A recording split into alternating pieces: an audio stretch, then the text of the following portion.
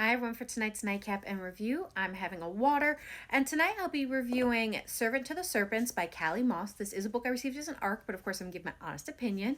These are the tropes, and these are the content warnings. Pay attention, this is a dark, dark book, and just make sure you're prepared for what you're about to read. My rating for this book is a 5. It was a wild ride, that's for sure. So, what's this book about?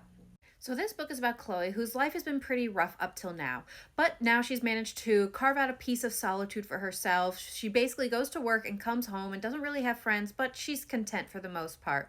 Now, on her 21st birthday, her coworkers decide they're going to take her to a bar to celebrate, but what should have been a night of fun actually turns into her being kidnapped and sold into a life of horror where she now is undergoing training to be sold at auction. Well, the auction comes up and she is sold to none other than the House of Serpents leader Basilisk, who buys her not to keep but as an act of revenge against another house. But as he takes home his new pet, who he's calling Pup, he's trying to remember that she's no different than any other pet he's bought before, but he's having difficulty, especially when he looks into her big brown eyes. And as he tries to reinforce that in his head that she's no different than any other, what they both need to remember is that this is a dangerous world they're a part of, and there are those who are plotting against the House of Serpents, and Chloe, or Pup, is caught in the middle. But what people need to remember is that you don't get between a man and his dog. So what are my thoughts? Again, I'm giving this 5 stars. As usual, when it comes to Callie's books, I am left thinking, what the fuck and what the fuck is wrong with me, because it was so good.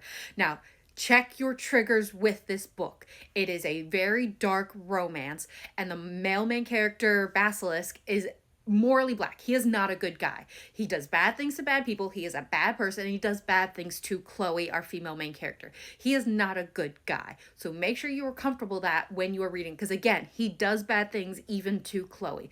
I had to stop at times to collect my thoughts, get my feelings in order before I would have to continue reading, but it was still a really great book. Again, emotional roller coaster. Like, when he does this one thing, I'm trying not to give away triggers.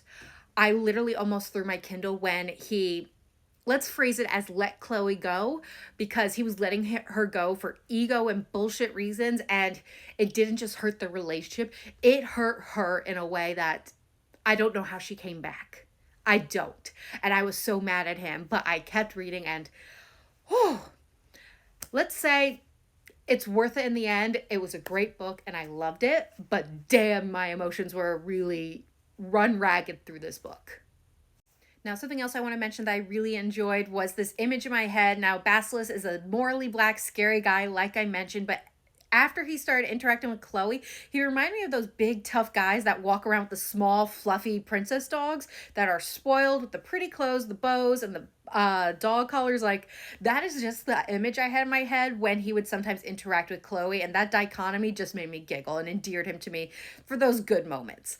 Now, Chloe, I absolutely adored her. She's not your typical strong female main character, but just the strength of spirit that she had to survive what she went through. Yes, she did break at times, but somehow she came out on the other end with her soul and spirit intact, and I'm in awe of her. So this was a great book. It's a dark book. Make sure you're okay with the triggers. Like I keep saying, it will be available November 17th. Definitely check it out. And I hope everyone has a good night and happy readings.